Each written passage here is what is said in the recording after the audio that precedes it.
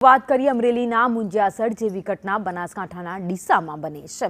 શાળાના વિદ્યાર્થીઓએ હાથ પર બ્લેડથી કાપા માર્યા છે। ડીસાની રાજપુર શાળાના વિદ્યાર્થીઓએ કાપા માર્યા હોવાનું સામે આવ્યું છે। મોબાઈલ ગેમ્સના પ્રભાવથી કાપા માર્યા હોવાનું જાણવા મળ્યું છે। શાળાના શિક્ષકોએ મામલો દબાવી દેવાનો પણ પ્રયાસ કર્યો છે। હાથ પર બ્લેડ મારતા બાળકોનું કાઉન્સેલિંગ પણ કરાયું છે। સુરક્ષા અધિકારીએ બાળકોનું કાઉન્સેલિંગ કર્યું છે તો ડીસા તાલુકા શિક્ષણ અધિકારીએ તપાસ હાથ ધરી છે। વિદ્યાર્થીઓએ એકબીજાને ચેલેન્જ આપી કાપા માર્યા હતા। આચાર્યનું કહેવું છે ધોરણ 6 થી 8 અને 10-12 વિદ્યાર્થીઓ છે જેમણે આ કાપા માર્યા છે। તો તું કરી શકે તો હું કેમ ન કરી શકું એવી એકબીજાને ચેલેન્જ આપી હતી બાળકોએ અને એકબીજાના હાથ પર પોતપોતાના હાથ પર તેમણે કાપા માર્યા છે। તો ડુ એન્ડ ડેરની રમતમાં બાળકોએ હાથ પર કાપા માર્યા હોવાનું સામે આવ્યું છે। શાળા સમયે બાળકો રમતા હતા ત્યારે આ ઘટના બની હતી। સોશિયલ મીડિયાના પ્રભાવથી બાળકોએ કાપા માર્યા છે। એટલે કે આજકાલ સોશિયલ મીડિયા અને સાથે જ ગેમ એ બાળકોના મગજ ઉપર એટલા હાવી થઈ રહ્યા છે કે બાળકો કંઈ પણ કરતા પહેલા વિચારતા નથી।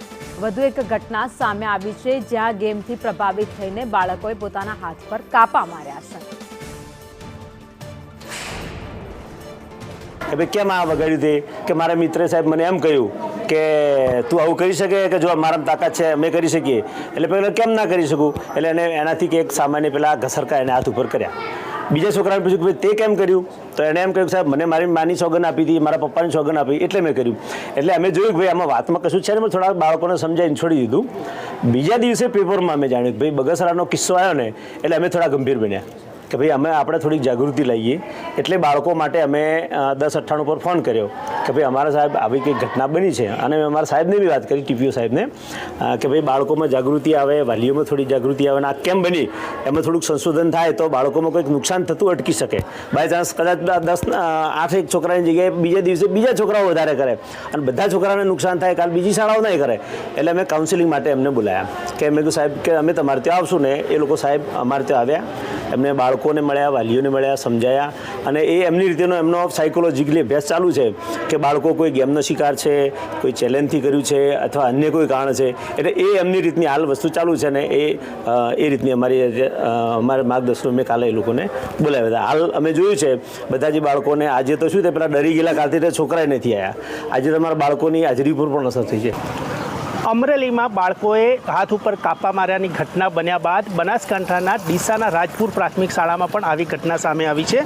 જે રાજપુર પ્રાથમિક શાળા છે ત્યાં 6 થી 8ના જે વિદ્યાર્થીઓ છે તેમાં 6 થી 8 વિદ્યાર્થીઓ દ્વારા હાથ ઉપર કરવાની ઘટના આવી હતી।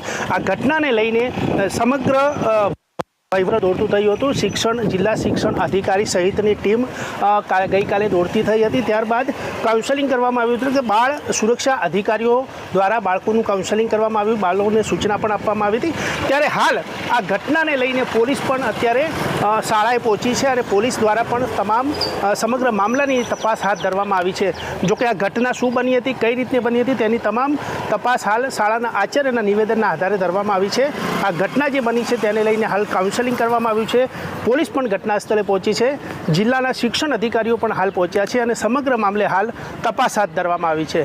ભરત સુંદેસા, સંદેશ ન્યૂઝ, ડીસા।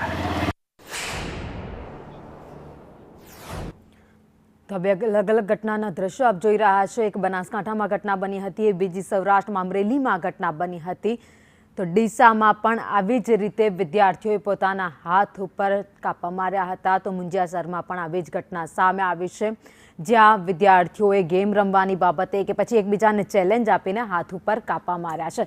જોકે હવે સમગ્ર મામલે વિદ્યાર્થીઓનું કાઉન્સેલિંગ પણ કરાઈ રહ્યું છે સાથે તપાસ પણ શરૂ કરાઈ છે।